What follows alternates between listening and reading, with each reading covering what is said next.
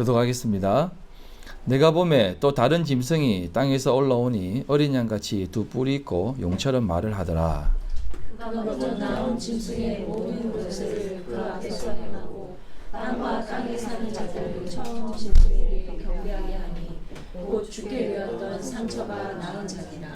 큰 이적을 행하되 심지어 사람들에게 불이 하늘로부터 땅에 내려오게 하고 앞에서 받으라 이적을 행함으로 땅에 거하는 자들을 미혹하며 땅에 거하는 자들에게 이르기를 칼에 상하였다가 살아난 짐승을 위하여 우상을 만들라 하더라. 그가 권세를 받아 그 짐승의 우상에게 생기를 주어 그 짐승의 우상으로 말하게 하고 또 짐승의 우상에게 경배하지 아니하는 자는 몇이든지 다 죽이게 하더라. 그가 모든 자, 곧 작은 자나 큰 자나 부자나 가난한 자나 자유인이나 종들에게 그 오른손이나 이마에 뿔을 받게 하고 누구든지 이 표를 가진 자 외에는 매매를 못하게 하니 이 표는 곧 짐승의 이름이나 그 이름의 수라. 지혜가 여기 있으니 총명한 자는 그 짐승의 수를 세어보라. 그것은 사람의 수니 그의 수는 666이라. 같이 읽겠습니다. 또 내가 보니 보라 어린 양이 시온산에 섰고 그와 함께 14만 4천이 서 있는데 그들의 이마에는 어린 양의 이름과 그 아버지의 이름을 쓴 것이 있더라. 아멘.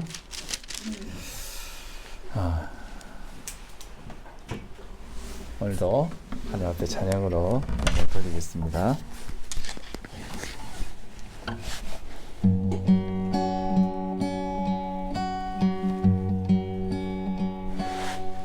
당신은 시간을 뚫고 이 땅 가운데 오셨네.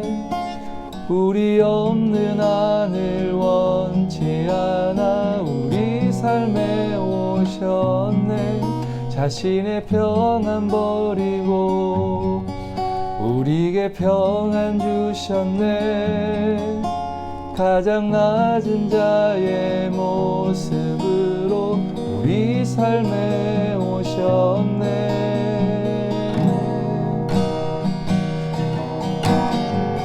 하나님 우리와 영원히 함께 하시네. 꿈 없는 우리에게 그 나라 보여주시네.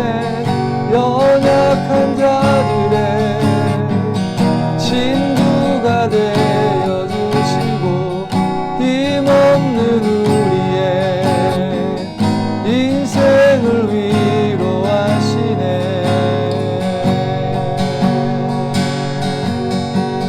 예수 이곳에 우리와 함께 영원히 예수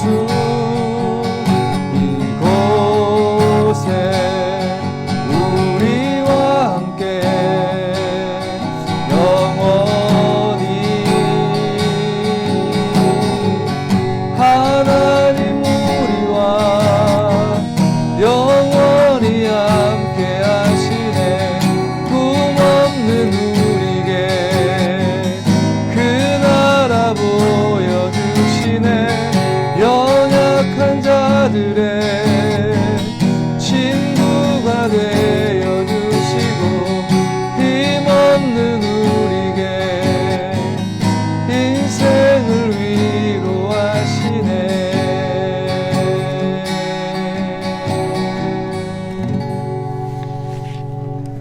아멘.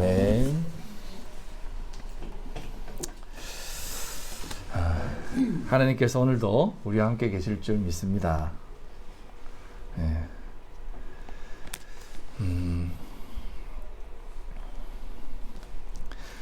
오늘은 지난주 말씀과 조금 연결하면서 조금 더 보충을 하고 특별히 666 짐승의 표에 대해서도 함께 또 나누고 또 14만 4천이 무엇인지에 대해서도 조금 언급하면서 이 표가 의미하는 것이 무엇이고 또 우리에게 이 표를 통해서 무엇을 알려주시고자 하시는지 그것을 조금 배워보도록 하겠습니다.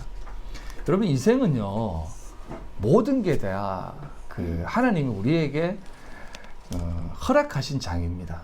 왜 허락하셨냐면 이것을 통해서 하나님을 하나라도 더 알게 하시기 위해서. 순간순간의 삶의 모든 순간들이 그냥 되어지는 것이 아닙니다. 이 순간을 통해서 하나님을 하나라도 더 알게 하시는 것이에요.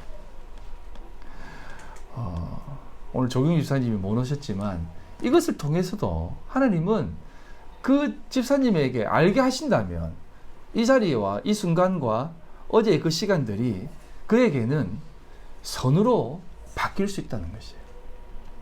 여러분 그것을 좀 이해하셔야만 됩니다. 오늘 우리 권사님께서 기도하실 때 악은 그 모든 모양이라도 버려라 이렇게 얘기했지 않습니까? 여러분 그 모든 모양 가운데에서는요 정말 모든 모양이 다 담겨져 있어요. 예배의 모양, 구제의 모양, 선한 모양, 착한 모양, 나쁜 모양, 악한 모양 다 담겨져 있어요. 그런데 그게 모든 모양에 다 담겨져 있습니다. 근데 그것이 하나님을 높이고 하나님을 배우는 자리가 아닌 자신을 높이고 자신을 드러내고 자신을 확인시키고 자기 자신이 살아있다라고 하는 것을 깨닫게 만드는 그런 모양이라면 그건 다 버려야 된다는 것이에요. 그게 성경이 우리에게 말씀하는 악이라는 것입니다. 그러나 그 어떤 모양이라도 그것을 통해서 하나님을 배울 수 있다면 그것은 다 선으로 우리에게 다가올 수 있다는 것이에요. 오늘 설교 다 했습니다. 이렇게 말하면은 여러분 좋아하시겠죠? 저도 참 몰랐는데 지난주 설교도 너무나 길었던 것 같은 생각이 들어가지고 편집하면서 알았습니다. 어떤 분이 이런 얘기를 하시더라고요. 1시간 이상 참 듣기가 쉽지 않다라는 말씀을 하시더라고요. 우리 부모님도 그렇게 얘기하시더라고요. 진짜 제가 들어도 힘들더라고요. 그래서 야 이걸 여러분들이 지금 앉아가지고 다 듣고 있다는 것 자체가 너무나 감사합니다. 여러분 그거 아세요? 큰 교회, 조금 괜찮은 교회 청빙 조건 가운데 크게 들어가는 조건이 뭔지 아세요? 설교 30분 이상 하지 마세요. 이게 꼭 조건에 들어가 있습니다. 그런데 여러분들이 참 1시간 내내 앉아있는 것 자체가 참 감사합니다. 옛날에 제 모습이었다면 설교 듣다가 참 막 나갔을 거예요. 그래서 그 다음날 목사님한테 전해가지고 성도 다 쫓아낼 일이 있으십니까? 뭐 이렇게 길게 하세요? 이렇게 했을 텐데 우리 성도님들은 착해가지고 이렇게 다 듣고 계셔서 참 감사합니다. 아무튼 오늘도 좀 짧게 한번 오늘부터 좀 짧게 해보려고 최선을 다해 노력을 해보겠습니다. 자, 이제 말씀으로 들어가겠습니다. 먼저 오늘은 666 짐승의 표에 대해서 이야기를 할 것이고 또 그 이야기에 앞서서 왜 666이 짐승의 표인지 사람의 표인지 수인지에 대해서 한번 조금 보려고 하는데요. 오늘 읽지 않았지만 13장 1절부터 보시면 이렇게 쭉 나와 있습니다. 이제 제가 다 읽지는 않겠습니다. 눈으로 보시면 바다에서 한 짐승이 나오는데 하여튼 짐승이 나옵니다. 그 짐승이 나오는데 이 짐승의 모습을 보면 사자, 곰, 그 다음에 용 이렇게 나오는데 이게 그 앞에 7장이라든지 나오는 그 하나님의 사자의 모습을 담고 있습니다. 그래서 이 짐승은 언제나 흉내내기를 좋아하는 놈이라는 것만 아시면 됩니다. 결국 사탄은 속이는 자, 또 참수하는 자 이런 모습으로 우리에게 등장한다는 것이에요. 그래서 이 짐승이 용으로부터 권세를 받아 나오는데 그 짐승이 과장되고 신성한 모독을 하는 말을 42달 동안 일할 권세를 받았다라고 얘기합니다. 42달, 3년 반, 1260일 이 기간 동안 말할 수 있는 권세를 받았다는 것입니다. 누구에게요? 용에게. 누구에게? 더 올라가면 하나님에게. 그 권세를 받아 그것을 허락받아서 우리에게 그 핍박을 가하는 것입니다. 막 말을 하는 것이에요. 요거에 대해서는 뒤에서 한 번 더 설명하겠습니다. 그런 것처럼 이 짐승은 바다에서 올라옵니다. 바다는 제가 저주의 장소, 시체들의 터전이라고 말씀을 드렸습니다. 그곳에서 왕으로 딱 올라옵니다. 그래서 너희들에게 내가 어떤 힘이 있는지에 대해서 확 보여주려고 등장합니다. 그래서 많은 존재들이 그 권세와 그 가르침에, 그 말하는 힘에 굴복을 하게 됩니다. 그런데 이 나타난 짐승의 모양은 사실상 옛날부터 계속해서 내려오던 모습이에요. 다니엘서 7장, 8장 보시면 눈을 한번 쭉 보시면 좋겠습니다. 다니엘 7장 1절로 8절에 보면 그런 모습이 등장합니다. 다니엘이 꿈에서 보니까, 환상에서 보니까 여러 가지 모양들이 등장합니다. 여러분 이건 집에서 좀 읽어보십시오. 다니엘서 7장, 8장, 9장은 참 중요한 내용이에요. 이게 이제 이런 짐승들이 나와가지고 권세를 바라고 막 능력을 바라고 많은 사람들을 막 미혹해하고 권세 있는 모습으로 등장을 합니다. 그런데 이 짐승이 누구냐 하면 17절에 큰 짐승은 내 왕이라 세상에 일어날 것이다 라고 얘기합니다. 이 짐승이 누구냐라고 얘기하면 세상의 왕으로 오는 존재라는 것이에요. 다시 말해서 세상의 권세를 가진 존재들이다 라고 얘기합니다. 그리고 이렇게 또 얘기합니다. 7장 24절로 26절에 그들이 일어나는데 열왕이 일어나고 또 하나가 일어나고 먼저 일어난 존재가 일어났다가 나중에 넷뿔이 또 일어나고 그 넷뿔은 먼저 일어나는 것에 비해서는 큰 힘을 발휘하지 못한다. 그래서 이게 거기 헬라를 얘기합니다. 알렉산더가 일어나가지고 그 세계를 통치하지 않습니까? 그러면서 알렉산더 죽고 나서 그 친구들로 인해서 4개의 나라로 갈라집니다. 이게 그런 역사적인 사실을 담고 있어요. 그런데 처음에 왕보다는 큰 힘을 발휘하지 못한다 이렇게 얘기합니다. 이게 뭐냐면 그 당시 헬라는 세계를 정복했다라고 합니다. 그래서 이 짐승 나오는 이 모든 짐승 용 하는 것은 세상의 왕, 세상의 권세 잡은 자를 얘기하는 것이에요. 다른 누구도 아닙니다. 사실은 그냥 세상의 왕이에요. 8장을 좀 보시면 또다시 등장하는 존재가 있습니다. 그 존재는 누구냐면 수염소가 등장합니다. 뿔을 가졌다고 합니다. 뿔은요 권세, 왕권을 상징하는 것이에요. 그래서 왕으로 와서 그 모든 권세를 다스리는데 이렇게 성경은 분명히 더 얘기합니다. 21절에 털이 많은 수염소는 헬라 왕이고 그의 두 눈 사이에 있는 큰 뿔은 곧 첫째 왕이요 이 뿔이 꺾이고 그 대신에 네 뿔이 났은즉 그 나라 가운데에 내 나라가 일어나되 그의 권세만 못하더라 또 얘기합니다. 그 앞에 두 뿔은 메대와 바사 왕이다라고 얘기를 하는 것이에요. 그러니까 왕들이 막 일어나는 것이에요. 이것은 이 세상 가운데 일어나는 권세 있는 자들의 모습이라는 겁니다. 즉 요한계시록에 얘기하는 그 짐승도 사실은 세상의 권세 잡은 자의 모습입니다. 음모론일 수도 있겠지만 빅브라더일 수도 있고 빌 게이츠일 수도 있고 중국일 수도 있고 미국일 수도 있고 이스라엘일 수도 있고 교황청일 수도 있습니다. 이건 그냥 세상의 모든 권세라고 생각하시면 됩니다. 그래서 어떤 나라일까? 과연 어떤 나라일까? 어떤 나라가 이 붉은 용으로 등장할 것인가? 라고 하는 생각은 안 하시는 게 좋습니다. 그냥 세상이 붉은 용이에요. 세상이. 뒤에 가서 한 번 더 말씀드리겠지만 세상은 전부 다 짐승의 왕으로 존재하는 모습을 가진 사람들이고 심지어는 우리도 그런 모습이 있다는 것이에요. 그런데 이러한 세상의 권세를 가진 자들이 무엇으로 성도들을 공격한다? 큰 말이라고 얘기합니다. 큰 말을 받아가지고 권세를 가지고 우리 성도들을 공격한다라고 얘기해요. 여러분 큰 말이 무엇입니까? 예나 지금이나 옛말이 틀린 말이 없지 않습니까? 말 한마디 천냥빚을 갚는다라든지 패는 총보다 강하다라든지 이순신 장군이 했던 말이 오늘날 얼마나 많은 사람들에게 영향력을 줍니까? 생즉사, 사즉생. 살고자 하는 자는 죽을 것이고 죽고자 하는 자는 살 것이다. 그래서 얼마나 많은 사람들이 희생을 합니까? 많은 사람들이 죽습니다. 적군도 생명이에요. 그것으로 인해서 수많은 사람이 죽는 것은 그 말의 힘이 가지고 있는 것입니다. 요즘 TV를 보면 그 말의 힘이 더 드러납니다. 뉴스나 이런 것을 보면 그냥 많은 사람들에게 수많은 조심, 거리두기, 그것으로 인해서 사람들의 마음이 다 강팍해져 버립니다. 심지어는 마스크는 백신입니다 이렇게 하잖아요. 그래서 그걸 보면서 그러면 백신 안 맞고 마스크 끼고 다니면 되는 건가? 이렇게 생각해지는데 실컷 마스크는 꼭 쓰라 해놓고는 또 백신은 다 맞으라고 하고. 근데 사람들은 그 말을 보면서 진짜 이거 하나 쓰면은 모든 바이러스를 다 막을 수 있다고 생각하는 거예요. 아무튼 이 말이라는 것은 그런 사람들의 마음을 미혹시키고 정말 악의 구름텅이로 끌어갈 수 있는 힘을 가진 것이에요. 그래서 지금도 뭐 언론이 모든 것들을 다 세운다라고 얘기하지 않습니까?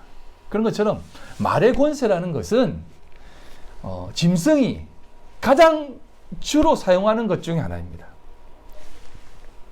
그래서 수많은 사람들이 이것을 통해서 하나님의 나라를 공격하고 심지어는 하나님 나라에 들어와서 이 큰 말을 가지고 행한다는 것입니다.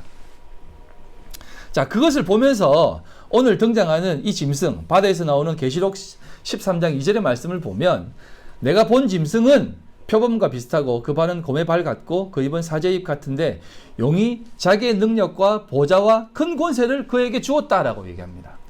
여러분, 우리가 성경을 볼 때 마귀가요, 뭐 어떤 우리에게 다가올 때 정말 뭐 코로나를 뿌리는 존재로 아니면은 뭐 정말 그 병을 고치는 스님의 모습으로 아니면은 뭐 어떤 권세 잡은 무신론자로 이렇게 다가오지 않습니다.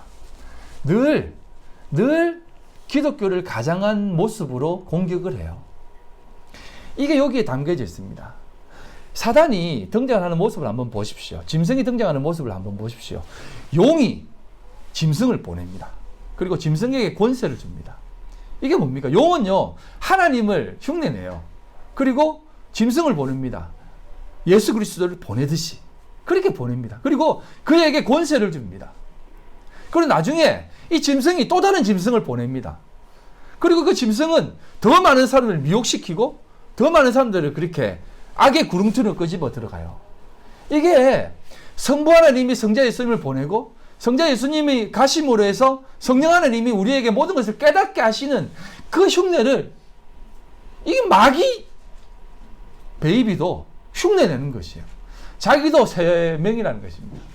성부, 성자, 성령을 마귀도 용, 짐승, 또 다른 짐승으로 흉내내는 것이에요. 그래서 비슷하게 이 짐승이 오는 것입니다. 예수님이 오셔서 공생애를 하실 때에도 예수님이 세례받으실 때 하늘에서 어떤 음성이 들립니까? 내 사랑하는 아들이요 내 기뻐하는 자다라고 소리가 나지 않습니까? 그런 것처럼 이 마귀 베이비도 이렇게 얘기합니다. 3절 4절 그의 머리 하나가 상하여 죽게 된 것 같더니 그 죽게 되었던 상처가 나음에 온 땅이 놀랍게 여겨 짐승을 따른다는 것입니다. 예수님이 죽었다 살아난 것처럼 이 짐승도 그 흉내를 내는 것이에요. 그러고 나서 이렇게 합니다. 용이 짐승에게 권세를 주므로 용에게 경배하며 짐승에게 경배하여 이르되 누가 이 짐승과 같으냐 누가 능 이와 더불어 싸우리요 하더라는 것입니다. 하늘에서 음성을 막 하게 하면서 이 짐승에게 대적하지 마라. 대적하는 것은 악한 것이다 라고 하면서 다 복종하라고 하늘에서 또 음성을 들리게 해버리는 것입니다. 다 하나님을 흉내내는 모습을 취하는 것입니다. 그래서 그가 이 세상 가운데에서 와서 공격을 하는데 앞에서 말했듯이 모든 짐승, 용은요 세상의 권세라고 얘기합니다. 자, 한번 여러분들이 생각해 보십시오. 짐승을 보냅니다. 보내는데 자기 편한테 보내겠습니까? 자기 편이 아닌 곳을 보내겠습니까? 자기 편한테 갈 필요가 있겠습니까? 예? 그래서 이 짐승은요 자기 편이 아닌 곳으로 와요. 어디로 가냐면 바로 교회로 들어갑니다. 그래서 많은 사람들을 미혹시키는 것이에요. 가라지로 들어가는 것입니다. 가라지로. 예? 진리를 보는 사람만 이 가라지를 볼 수가 있는데 볼 수 있고 알 수 있지만 뽑아낼 수 없는 상황입니다. 사실은 더 많은 사람들이 다칠까 봐. 그런데 이 마귀가 짐승을, 그러니까 이 용이 짐승을 어디로 보내냐면 세상 가운데로 보내는 것처럼 보이지만 세상 가운데에 있는 교회로 침투를 시킨다는 것이에요. 그래서 교회를 오염시켜 버리는 겁니다. 더 많은 사람들을 넘어뜨리기 위해서. 이것을 통해서 42달 일할 권세를 받아 더 많은 사람들을 미혹시킵니다. 그런데 이것도 다 사실은 하나님의 뜻에 따라 미혹받는 것이에요. 우리 믿음의 사람들은 여러분 그걸 아셔야 됩니다. 교회를 나와 신앙생활을 하는 것은요 단순히 해열제나 진통제를 맞기 위해서 오는 게 아니에요. 치료하시고 여러분들이 완전히 죽어 다시 살아내는 것이 교회라는 것이에요. 마귀나 사탄이나 거짓 선지자들은 늘 성도들에게 해열제를 먹입니다. 진통제를 먹여요. 병을 치료하는 것이 아니라 고통만 덜어주는 겁니다. 이게 마귀들이 하는 짓이에요. 그런데 참된 성도들은 내 안에서 참 생명이 흘러나와 생수가 흘러나와 그것을 모두 극복할 수 있게 만드는 게 성도들의 모습인데 지금 수많은 교인들을 한번 보십시오. 교회 나와서 그냥 해열제만 맞고 가는 거예요. 막 힘들고 어려운 것 해결되면 좋아라. 나 이제 병 났다라고 해가 나가가지고 막 설치다가 또 병들어가 들어오고 그러는 것입니다. 근데 계속 그렇게 한번 해보십시오. 그러면 점점점 몸만 약해지는 것이에요. 근데 마귀는 이걸 우리에게 써먹고 있는 것이. 그렇게 해서 사람들을 점점 미혹시키고 있다는 것입니다. 이게 우리 인생사에 다 드러나는 모습들이에요. 7절로 8절입니다. 6절부터 보겠습니다. 짐승 입을 벌려 하나님을 향하여 비방하되 그의 이름과 그의 장막 곧 하늘에 사는 자들을 비방하더라 라고 얘기합니다. 하늘, 그의 장막 곧 하늘에 사는 자들을 비방한다는 것입니다. 다른 누구를 비방하는 게 아니에요. 하나님을 믿는 자들을 비방합니다. 어떻게 비방해요? 야, 그렇게 고통받지 말고 해열제 받아 먹어. 진통제 받아 먹어. 왜 참아? 왜 고통받아? 주는 거 다 받아 먹으면 되지. 왜 힘들게 살아? 7절에 이렇게 합니다. 또 권세를 받아 성도들과 싸워 이기게 되고 마귀가 어떻게 된다고요? 성도들과 싸워서 이겨버립니다. 각 족속과 방언과 백성과 방언과 나라를 다스리는 권세까지 받아버립니다. 세상은 우리를 이깁니다. 세상은 우리를 이겨요. 여러분들 이길 것 같죠? 여러분들이 막 믿음을 가지고 막 하면은 믿음이 이기네. 주 예수를 믿음이 온 세상 이기네 라고 하잖아요. 못 이겨요. 왜 못 이긴지 아세요? 하나님이 못 이기게 했습니다. 이기면 못 깨달아요. 실패는 성공의 어머니라는 말이 여기에서 비롯된 것이에요. 여러분이 패하고 넘어지고 자신의 말이, 자신이 했던 말이 지켜지지 않는 것을 통해서 나는 어쩔 수 없는 존재구나. 나도 똑같은 인간이구나. 나는 부족한 놈이구나. 나는 쓰레기구나. 라는 것을 깨달을 때 참 하나님을 의지하게 되는 것이에요. 그전에는 하나님 의지한다라고 말은 하지만, 믿는다고 말은 하지만 그건 믿는 거 아니에요. 자기를 위해서 믿어주는 거지. 자신의 만족을 위해서 믿어주는 거지. 자기 자식들을 위해서 믿어주는 거지. 그건 믿는 게 아닙니다. 마귀는 늘 그렇게 유혹시키고 미혹시켜요. 너의 믿음이 진짜 믿음이다 라고 얘기합니다. 죽임을 당한 어린 양의 생명책에 창세 이후로 이름이 기록되지 못하고 이 땅에 사는 자들은 다 그 짐승에게 경배하더라 라고 얘기합니다. 여러분 이걸 보면서 나는 생명책에 기록되었으니까 경배하지 않겠지 라고 생각하지 마세요. 이건 하나님이 우리에게 이해를 돕고자 하신 말씀이에요. 가장 힘든 게 뭔지 아세요? 믿었던 사람이 넘어질 때입니다. 설교를 이렇게 잘 듣고 있는 유미자매가 갑자기 하나님 도저히 못 믿겠어요. 이렇게까지 하시는 하나님을 내가 어떻게 믿어요? 딱 하는 순간 내 믿음도 확 깨어져 버립니다. 유미자매까지 저렇게 되어버리면 옆에 있는 용재 형제는 그래 나처럼 적당히 믿다가 그냥 빠지면 되지. 괜히 그렇게 마음 상하고 힘들게 생각하고 그래. 그냥 같이 넘어져요. 이건요, 죽임을 당한 어린 양의 생명책에 기록되어 있는 것이 창세전에 다 기록되어졌는데 그건 아무도 몰라요. 나도 모르고 여러분도 모르고 신앙이 아무리 좋아도 이건 몰라요. 오직 하나님만 아세요. 이건 예수님도 몰라요. 누구도 판단할 수 없는 것인데 이러한 모든 부분들은 알 수 없는 가운데 우리에게 던져진다는 것입니다. 수많은 사람들이 퍽퍽퍽퍽 넘어지는 거예요. 교회에서 믿음 좋다는 사람들 다 넘어지는 거예요. 그걸 보면서 여러분들 어떻게 할 겁니까? 그걸 보면서 여러분들 어떻게 하실 거예요? 성경은 그래서 이렇게 기록합니다. 9절로 10절. 누구든지 귀가 있거든 들을지어다. 사로잡힐 자는 사로잡혀 갈 것이요. 칼에 죽을 자는 마땅히 칼에 죽을 것이니 성도들의 인내와 믿음이 여기에 있다라고 얘기하는 겁니다. 사로잡힐 자는 사로잡혀 간다는 것이에요. 그리고 칼에 죽을 자는 마땅히 칼에 죽는다는 겁니다. 근데 그거 보고 여러분 괴로워하지 말라는 겁니다.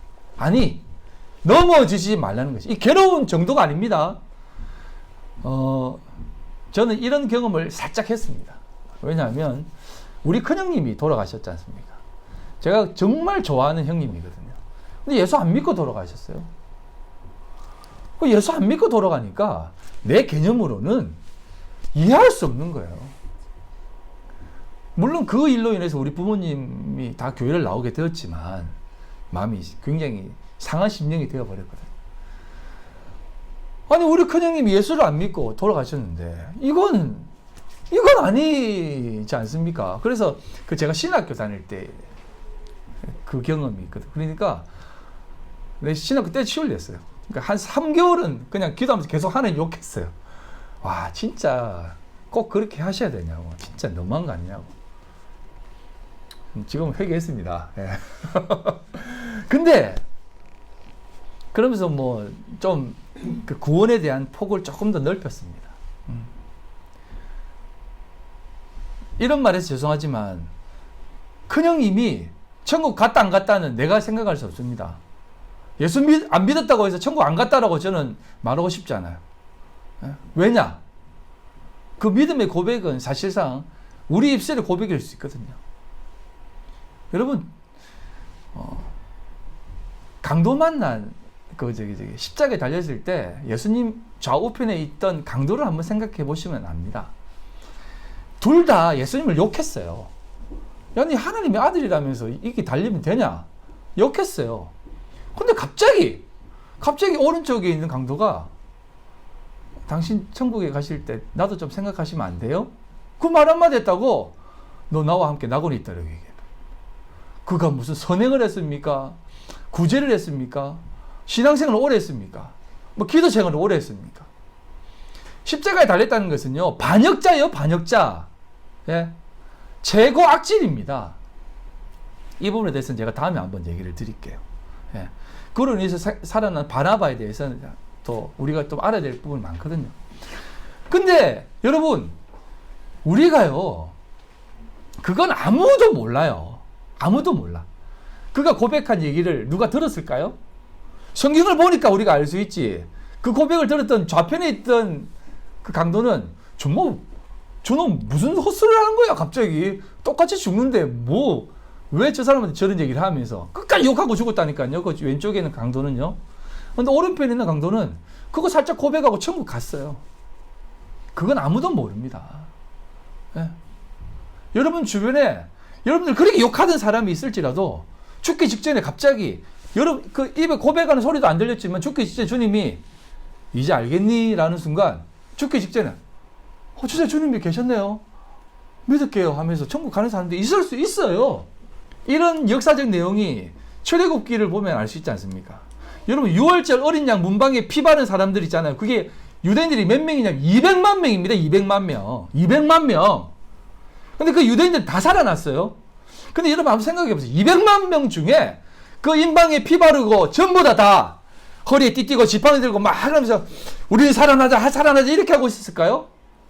하다가 치우면서 이 뭐 하는 짓이고 하면서 우리가 이런 짓 하려고 지금 여기에서 이렇게 하는 줄 아면서 거부했던 사람들도 있을 것이고 딴짓하는 사람도 있었을 것이고 도둑질하는 사람들도 있을 것이고 오만 사람들 다 있었을 것이에요. 그래도 불구하고 하나님은 다 살려줬다라고 얘기합니다. 왜? 인방에 피 바른 거. 그 피 바른 것 때문에 예수님의 그 피로 인해서 어린 양의 피로 인해서 넘어갔지 그들이 그 안에서 집안에서 무엇을 했는지에 대해서는 신경 하나도 안 썼다니까요. 그래서 여러분, 사로잡힐 자는 사로잡힐 것이고 칼에 죽을 자는 마땅히 칼에 죽을 것이니 성도들의 인내와 믿음이 여기에 있다는 것입니다. 세상이 그렇게 돌아가는 것, 세상이 그렇게 나아가는 것을 보면서 흔들리지 말라는 것입니다. 이걸 지켜보면서 인내와 믿음을 지키라는 것이에요. 제가 왜 얘기를 하냐면, 여러분, 세상은요 점점 더 강해집니다. 우리 기독교인들은 점점 더 쪼그라들 거예요. 조금 더 뒤에 가서 또 한 번 더 확인하겠습니다. 그래서 또 다른 짐승이 등장하는데, 그 다른 짐승은 꼭 성령 하나님을 흉내내면서 등장합니다. 이게 진짜 무서운 것이에요. 성령 하나님이 오셔서 우리에게 무엇을 가르쳐 주시냐면, 예수 그리스도의 삶이 무엇인지, 믿음이 무엇인지, 어린 양의 피가 무엇인지, 하나님의 성도들의 삶이 무엇인지를 가르쳐 주는데, 이 둘째 짐승, 두 번째 등장하는 이 짐승이 등장해가지고 그 짓을 하는 것이에요. 사람들을 미혹하는데 하늘에서 불을 내려오게 합니다. 한번 잘 보십시오. 하늘에서 불을 내려오게 합니다. 불을 떨어뜨리는 게 아니고 하늘에서 불이 내려오게 합니다. 하늘에서 불이 내려온다는 게 무슨 의미인지 아세요? 이 불이라는 것은, 여러분 성경을 잘 보시면 하나님이 내려낸 불은요 심판입니다. 멸하는 겁니다. 다 죽여버리는 것이에요. 다 죽여버리는 것입니다. 최소한 내 안에 있는 연약함, 내 안에 있는 부족함들 다 태워버리는 게 불이에요. 그 불을 맞는 순간 나는 죽어버리는 것입니다. 그런데 여러분, 사단 마귀가 내려오는 불, 이게 불은 뭔지 아세요? 그 사람을 살려주는 불이에요. 이거 잘 들으십시오. 인간을 살리는 불입니다. 불이 내려와서 기적을 보여주는데 사람들이 그것을 보면서 좋아합니다. 네가 진짜구나 합니다. 이게 무슨 말이냐면, 여러분 이건 좀 잘 들으시기 바랍니다. 우리가요 기도를 하고 막 찬양을 뜨겁게 하다 보면 우리 가슴이 뜨겁잖아요. 그럼 우리가 드는 생각이 뭡니까? 아, 내가 성령 충만하구나. 내 마음이 성령의 충만함으로 가득하구나 라고 생각하는데, 그게 이 마귀가 내려오는 불이에요. 여러분, 교회에 얼마나 많은 심리학적 요소가 들어온지 아세요? 사람들을 고문시키고 뜨겁게 만듭니다. 그래서 막 사람들의 마음을 막 고문시킵니다. 흥분시킵니다. 심지어는 울려버립니다. 그럼 사람들은 뭐라는지 아세요? 와, 오늘 은혜 받았다. 그리고 막 통성기도 막 얼랄랄라 합니다. 얼랄랄라 합니다. 그럼 뭐라는지 아세요? 집에 가면서, 아, 오늘 좀 예배 좀 드린 것 같다. 아, 오늘 좀 예배 은혜스럽네. 아, 오늘 목사님 말씀 좀 뜨거웠어. 와, 진짜 오늘 앞으로 저렇게 목사님 말씀하셔야지. 이게 마귀 짓이에요, 마귀 짓. 앞에서 말했던 진통제, 해열제 주는 것입니다. 성령 하나님, 성령의 불이 우리 속에 딱 떨어지면요, 어떻게 되는지 아세요? 진짜 성령 하나님 우리 속에 떨어지면 우리가 죽는 거예요. 아, 나 죽었구나. 나는 이제 죽었구나 라고 하는 고백이 성령의 불이에요. 그게 부흥의 불입니다. 참된 하나님의 불, 성령의 불, 부흥의 불은요, 우리가 죽어버리는 것이에요. 우리가 없어져 버리는 게 성령의 불이지, 내가 더 살아나서, 아, 내가 이제 좀 신앙생활 좀 제대로 하는 것 같은 느낌을 받게 하는 것이 마귀가 주는 불입니다. 그게 큰 말이고, 그게 오늘날 교회에 들어와서 많은 사람들에게 전하고 있는 세상 속 원리 가운데 전하는 수많은 거짓 목사들의 외침이에요. 자기들이 듣고 싶어 하는 것만 듣는 것입니다. 자기들이 바라는 것만 듣는 것이에요. 여러분, 성경을 한번 자세히 보세요. 하늘에서 내려오는 불은 어떤 불인지. 엘리야가 산에 있을 때 그 아시아 왕이 낙상을 합니다. 낙상을 하는데 아시아 왕이 엘리야에게 가가지고 내 병이 나을지 안 나을지 좀 알아봐라 합니다. 그래서 50부장과 50명이 갑니다. 하늘에서 불 내려가 죽여버려요. 네가 감히 하나님의 권능을 의심해? 죽어버려. 던져버립니다. 엘리야가 갈멜산에서 했던 그 영적 전쟁, 거짓 선지자들, 그 앞에서 내렸던 불이 어떤 불인지 아세요? 재단을 다 확 태워버리는 불입니다. 그걸로 어떤 일이 납니까? 거짓 선지자들이 다 죽어버리는 겁니다. 심지어는 엘리야까지도 그것을 통해서 자기가 나도 역시 아무것도 아닌 존재구나를 깨닫게 되는 그런 시작점이 되지 않습니까? 이게 하늘에서 내려오는 불이에요. 그런데 마귀가 주는 불은 내가 점점 살아나요. 내가 점점 살아나가지고 더 많은 사람들이 좋아하는 게 그게 불이에요. 심지어는 어떻게 하는지 아세요? 야, 믿지 않는 사람들을 다 초청합니다. 병든 사람들 초청해가지고 야, 와봐라. 뜨겁다. 치료받을 수 있다. 오면 그거 느낄 거야. 그럼 가가지고 막 눈물 나거든요. 막 여러분 경험 있지 않습니까? 예수 안 믿는데 교회 갔다가 괜히 눈물 나니까 내가 은혜 받았나 하면서 그래가지고 교회 다니는 거. 근데 지나가다가 그게 어릴 때 느끼는 그거네 하면서 또 교회 떠나고. 한번 보세요. 예수 진짜 안 믿는 사람들의 그 모습은 학교 다닐 때 수련회 가가지고 눈물 한번 흘려본 사람들이 더 예수를 안 믿어요. 사실은. 그렇게 마귀는 우리에게 그런 식으로 유혹을 합니다. 다 하나님의 흉내를 내는 것이에요. 이 새놈, 세계로 와가지고 공격하면서 유혹하는 것이에요. 하나도 바뀐 게 없습니다. 하나도 바뀐 게 없어요. 요즘 한국에서 제일 유행하는 그 유튜브 방송이 뭔지 아세요? 먹방이요, 먹방. 근데 먹방하는 사람들이 막 비판하니까 뭐라는 줄 아십니까? 이런 걸 꼭 이 원초적인 걸 해야 되냐니까. 그 사람들이 뭐라냐면 우리가 다 좋은 일 한다.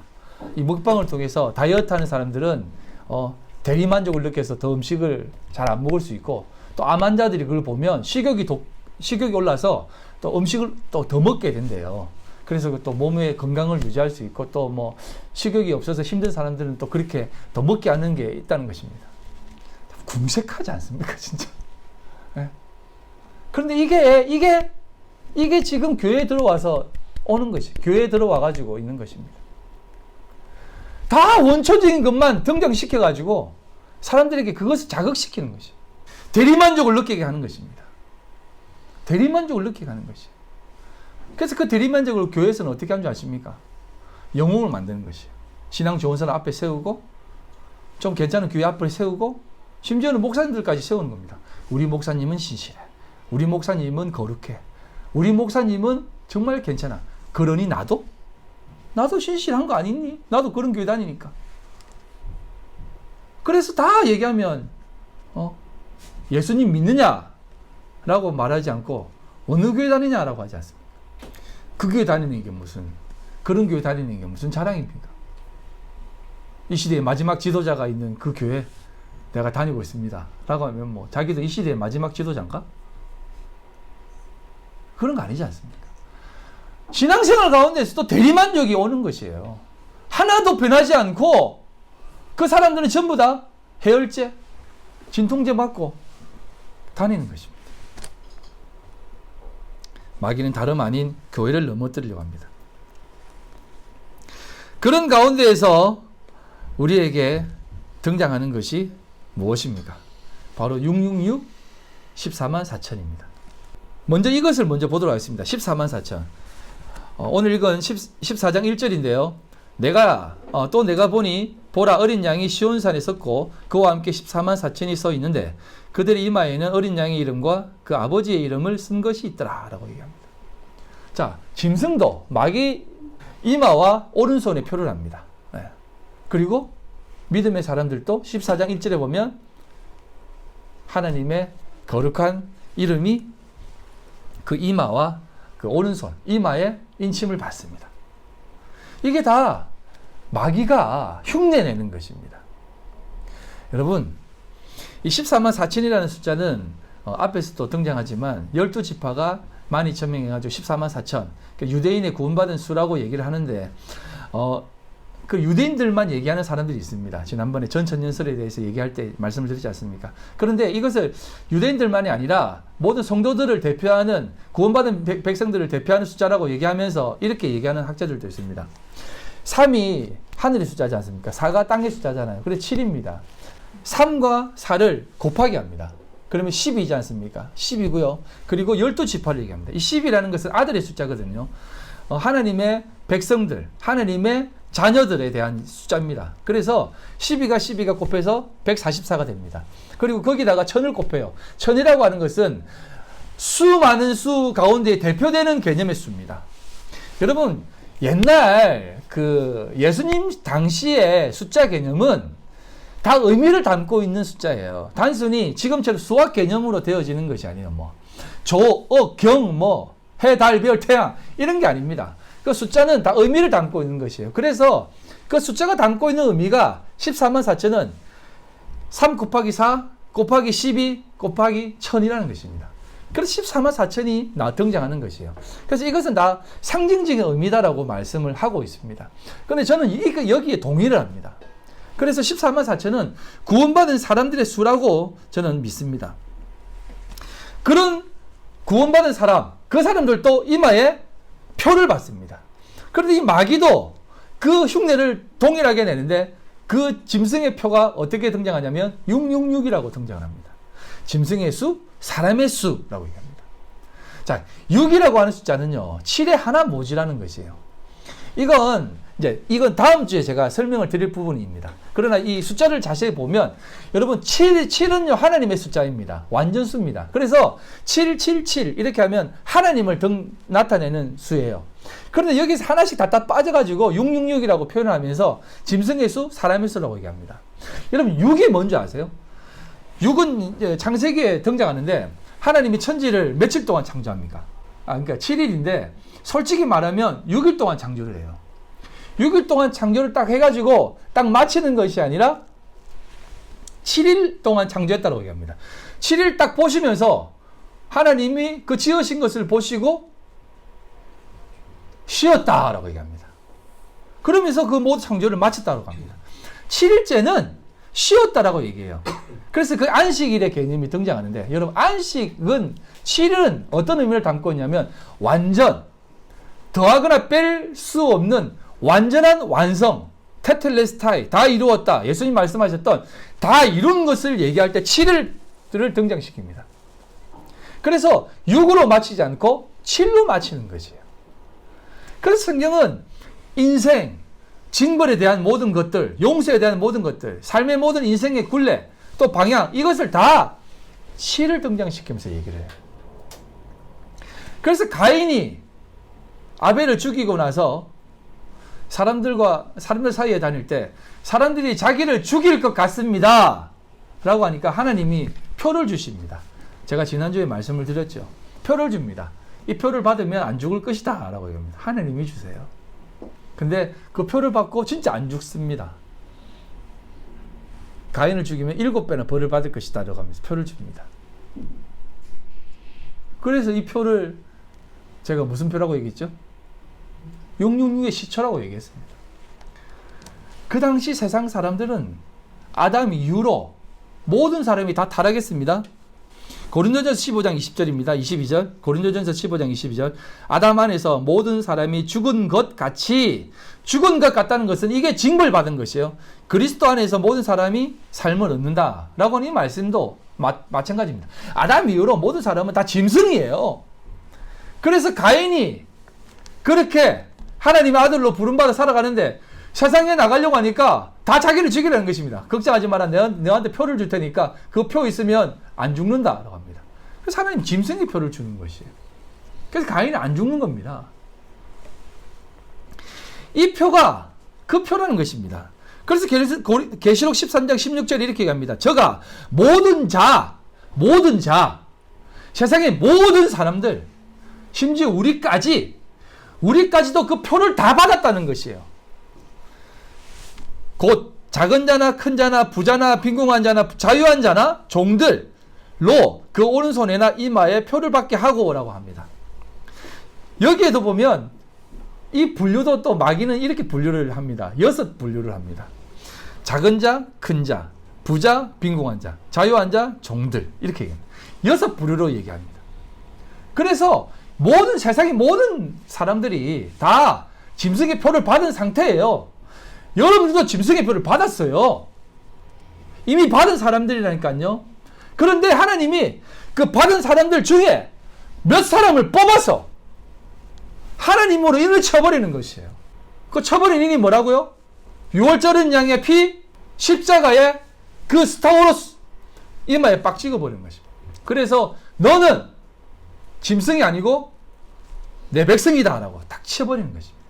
그게 뚫린 기고, 그게 십자가고, 그게 묶인 거고, 그게 홍해를 걷는 거고, 그게 다 우리를 향해서 말씀하시는 하나님의 백성으로서 인친다는 것이에요. 에베소서 1장 13절 그 안에서 너희도 진리의 말씀 곧 너희의 구원의 복음을 듣고 그 안에서 또한 믿어 약속의 성령으로 인치심을 받았다라고 얘기합니다. 그 안에서 누구 안요? 예수 안에서, 예수 그리스도 그 안에서 우리가 인침을 받았다는 거죠. 아멘. 세상은 모든 세상 사람들은 다 짐승의 표를 받아 이제 그곳에서 상부상조하고 있습니다. 누가 세상이니 누가 세상 아니니 이거 아닙니다. 교회도 마찬가지예요.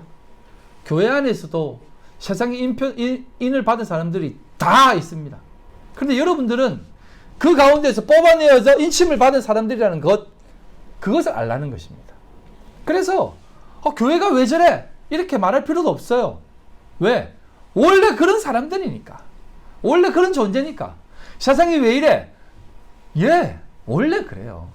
원래 다 도찐개찐한 것입니다.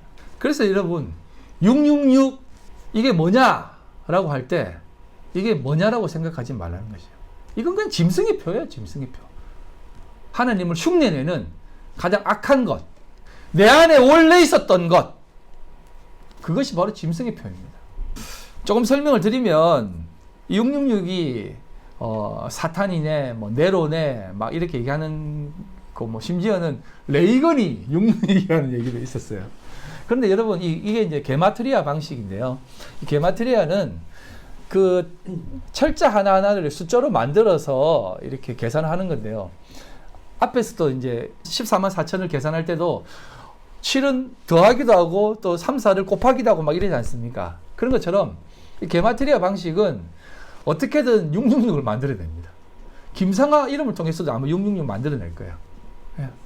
송광균 이름을 통해서도 666 만들어낼 겁니다. 왜냐하면 이걸 헬라어로 고칩니다. 헬라어 단어 하나에서 숫자를 만들어내요. 헬라어로 안 되면 또 라틴어로 고칩니다. 라틴어에서 숫자를 고쳐요. 그리고 라틴어로 안 되면 또 히브리어로 바꿉니다. 히브리어를 맞춰가지고 이렇게 하다 보면 또 666이 돼요. 그래서 네로도 라틴어를 히브리어 음력으로 표현하니까 666이 나온 것이에요. 네로 카이샤. 그래가지고 하니까 666이다 라고 해가지고 그러니까 네로가 666이다 666이다 라고 이렇게 얘기해버린 것이에요. 그런데 여러분 이건요 정말 너무 유치한 거예요. 왜냐하면 요한계시록이 적었던 시기가 AD 950년에서 980년이에요. 이때는 네로는 이미 죽은 상태예요. 도미티아누스가 집권하던 때입니다. 죽은 네로에 대해서 뭐 666이라고 말할 게 뭐 있어요. 그 당시 도미티아누스를 666이라고 해야지. 그래서 이 666은 사실상 오늘을 살아가는 이 세상의 모든 존재들이 받고 있는 짐승의 표라고 생각하시면 돼요. 또 어떤 사람들은 이 666을 베리칩이라고 얘기합니다. 한번 그림 볼까요? 이게 베리칩인데 쌀알갱이보다 조금 커요. 그래서 이제 요런 오른손에다 이렇게다 뭐 집어넣고 뭐 이렇게다 손목에다 넣고 이렇게 한다는데 요즘은 이제 이 베리칩이 베리피케이션 칩이에요. 그러니까 이게 확인용 칩입니다. 이걸 집어넣으면 이 사람이 어디로 가는지 또 무엇을 하는지를 다 확인시켜 주는 것이에요. 통제사회에 넣는 것입니다. 그래서 요즘은 이 베리칩도 조금 무용화되었어요. 굳이 넣을 필요가 뭐 있냐. 전 세계 사람들이 다 들고 다니는 휴대폰에 그거 하면 되지. 그래서 지금도 이런 비행기 탈 때 다 바코드 찍지 않습니까? 세계공원 들어갈 때도 바코드 찍고 다 하는 것이에요. 코로나 걸린데 갔다 오면 노란불 뜹니다. 그럼 어디 못 다녀요. 네. 다 통제사에 들어왔어요. 그래서 요즘은 이 베리칩이 666이 베리칩이 아니라 휴대폰이다라고 하는 말하는 사람이 있어요. 근데 여러분 휴대폰이 뭐 베리칩이 666이겠습니까? 여러분이 이미 666을 받았던 사람이라니까요. 짐승의 표를 받았던 사람이에요. 그런데 이제는 그 짐승의 표를 받지 않고 예수 그리스도로 인해 인 맞은 사람들이라는 것입니다. 베리칩 집어넣으라면 넣으세요. 괜찮아요. 여러분 이 베리칩 하나 넣는다고 우리 신앙생활이 뭐 이렇게 힘들어집니까? 예수를 믿는 게 그렇게 막 고난스럽게 되어질 것 같아요? 아니, 안 넣어도 고난스럽지만 넣는다고 좀 더 고난받을 것 같아요? 똑같아요. 세상은 늘 우리를 하나님을 제대로 못 믿게 유혹할 겁니다. 회유할 겁니다. 회유책할 겁니다. 여러분 휴대폰에 여러분 바코드 안 받을 거예요? 받으세요. 여러분 백신 안 맞을 거예요? 안 맞으면 한국도 못 가고 어디 밥 먹으러도 못 가고 식당도 못 가는데 내 신앙의 목적으로 안 받을 거예요? 그러면 백신 맞으면 신앙심이 더 떨어질 것 같습니까? 아무튼 그럼에도 불구하고 여러분들의 삶에 그냥 받으라고 하면 그냥 받으세요. 이게 받는다고 신앙심이 뭐 약하고 안 받는다고 신앙심이 좋다는 거 아닙니다. 여러분은 이미 그런 자리에 있었던 사람이에요. 하나님 앞에 지금 서 있는 사람인데 그거 맞는다고 여러분들이 뭐 신앙심 흔들리고 그렇게 하겠습니까? 그래서 여러분 우리의 삶은 늘 그렇게 살아가고 있는 삶의 모습입니다. 하나님의 사람들 그리고 하나님의 사람들이라고 자부하는 사람들 그 사람들까지도 이전에는 짐승의 표를 받았던 사람입니다. 가인이 가지고 있었던 표를 여러분들은 가지고 있었던 사람들이에요. 그러나 하나님의 은혜로 오직 하나님의 은혜 솔라 그라시아 오직 하나님의 은혜로 여러분들은 구원받았다는 사실을 기억하십시오. 그리고 그 사실로 여러분들이 하나님 앞에 부름받아 나간다는 사실을 기억하십시오. 다른 어떤 것이 여러분들의 신앙을 흔들 수가 없다는 것만 기억하십시오. 그래서 여러분들 세상이 여러분들을 흔들고 자빠지고 막 밀어붙이든 흔들리지 마세요. 성경은 늘 얘기합니다.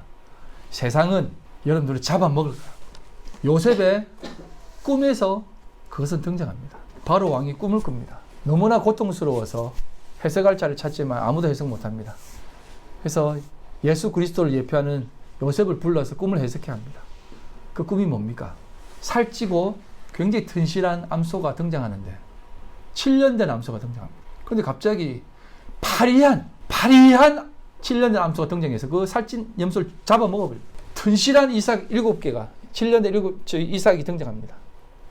파리한 것이 와서 그걸 또 다 잡아먹어요. 요셉은 이렇게 얘기합니다. 7년 풍년, 7년 흉년이라고 얘기합니다. 이게 뭐라고 생각하십니까? 이게 다 우리의 인생을 담고 있는 것이에요. 하나님이 우리에게 은혜를 주셔서 풍성하게 되었습니다. 그러면 이제 우리는 잡아먹히는 겁니다. 여러분 그걸 통해서 하나님을 배우시면 돼요. 여러분 잡혀 먹히세요. 잡혀 먹혀서 다 뜯기고 뜯겨 나가세요. 이게 이제 나중에 후에 뒤에 얘기할 것이지만 요한복음 17장에 요한계시록 17장에 등장하는 겁니다. 용이 음녀를 등에 타고 있는 음녀를 씹어 먹어버립니다. 살점을 다 뜯어 먹어버립니다. 그 음녀가 뭐냐면 우리를 상징합니다. 심지어는 예수 그리스도를 상징해요. 이건 뒤에 설명을 드리겠습니다. 예수님이 그래서 제가 여러분들에게 말씀드리지 않습니까? 죽으러 오셨다. 그리고 그 삶을 우리에게 가르치고 있다. 너도 나와 함께 연합된 자라면 세상 앞에 물어뜯겨 죽어라 하는 것입니다. 여러분들에게 그 인생을 허락하신 것은 이것을 잘 배우고 돌아오라는 것입니다. 싫어요, 안 돼요, 못해요 라고 하면 그래? 그럼 40년 더 돌다 와. 그렇게 광야를 또 돌게 합니다. 42주를 더 돌게 합니다. 3년 반을 더 돌게 합니다. 양육받지 못하면 그렇습니다. 다음 주에 좀 더 이 부분을 가지고 우리 성도들의 삶이 어떤 삶인지에 대해서 계시를 통해서 계속 배워나가겠는데요. 오늘 여기까지만 하겠습니다. 정말 사탄은 우리를 늘 미혹하기 위해서 어떠한 모양이든 취해서 온다는 것을 기억하십시오. 거기에 여러분 미혹되지 마시고 하나님만을 의지하면서 여러분들이 받은 그 예수 그리스도의 은혜의 인 요한계시록 14장 1절에 등장하는 하나님의 이름 여러분들을 향한 하나님의 이름 그 이름이 뭡니까? 그리스도인 크리스찬 여러분들을 향해서 성경은 그리스도인이라고 얘기합니다. 다른 누구도 아닌 그리스도인이라고 해요. 예수 그리스도 상화 그리스도 형우 그리스도 다 이름 부르기는 뭐하지만 아름다운 그리스도 그래서 우리에게 믿음으로 걸어가게 하신다는 것을 꼭 기억하고 그 자리에서 오늘도 신실하게 살아가는 우리 성도님들 다 되시기를 주님 이름으로 소망합니다. 우리 시간 기도하실 때 하나님 아버지 감사합니다. 오늘도 우리 가운데 역사하시는 하나님의 놀라운 그 은혜를 내 마음속에 다시 한번 담게 해주시면 감사합니다. 아버지 하나님 우리는 죽을 수밖에 없고 넘어질 수밖에 없고 부서질 수밖에 없는 질그릇임을 고백하게 하여 주시옵소서. 그러나 하나님 아버지, 우리는 꼭 깨어져야만 됩니다. 우리 안에 담겨진 보화가 드러나기 위해서는 우리는 깨어지고 부서지고 흙으로 돌아가야만 되는 것임을 깨닫게 하여 주시고, 오늘도 우리 안에 담겨진 참된 그 보화를 이 땅 가운데에 드러내는 삶이 되게 하여 주시옵소서. 오늘도 그 가운데에 이 세상을 바라봅니다. 아버지 하나님, 세상은 날로 날로 강해집니다. 커집니다. 튼튼해집니다. 강성해집니다. 그러나 하나님 아버지, 믿음의 사람들은 점점점 약해지고 낮아지고 없어지고 있습니다. 하나님, 그것을 바라보며 흔들리지 않게 해주시고 믿음 꼭 지키고 인내와 사랑과 용서와 긍휼로 살아가게 하여 주시옵소서. 오늘도 주님 앞에 나올 때에 빈손으로 나오지 않고 겸손히 힘을 다하여서 하나님 앞에 드리며 나갑니다. 하나님 기뻐 받아 주시옵소서. 우리 귀한 성도님들 참 힘들고 어려운 가운데 보내고 있사온데 하나님 주님 붙잡아 주시고 인도하셔서 그의 입술에 그의 모든 삶에 하나님을 더욱더 찬양하며 나가는 모든 성도들 되게 해주시고 그 고백으로 하나님 앞에 감사함으로 드리게 하여 주시옵소서. 아버지 하나님, 그 고백 가운데 드리는 이 귀한 물질 하나님 기뻐 받아주시고 이 땅 가운데 살아갈 때에 늘 믿음의 고백이 더욱더 풍성해지고 지경이 넓혀질 수 있도록 주여 은혜 내려 주시옵소서. 손길 위에 하나님의 은혜로 만배로 갚아 주시옵소서. 지금은 우리 주 예수 그리스도의 그 크신 은혜와 아버지 하나님의 극진하신 사랑하심과 성령님의 교통인도 역사 충만하심이 오늘도 주님 앞에 참된 믿음의 인을 받아 믿음 가운데 살아가기로 결심한 우리 모든 성도들 머리와 그들의 가정과 직장과 사업과 삶의 터전 위에 지금으로부터 영원토록 함께 있을지어다. 아멘.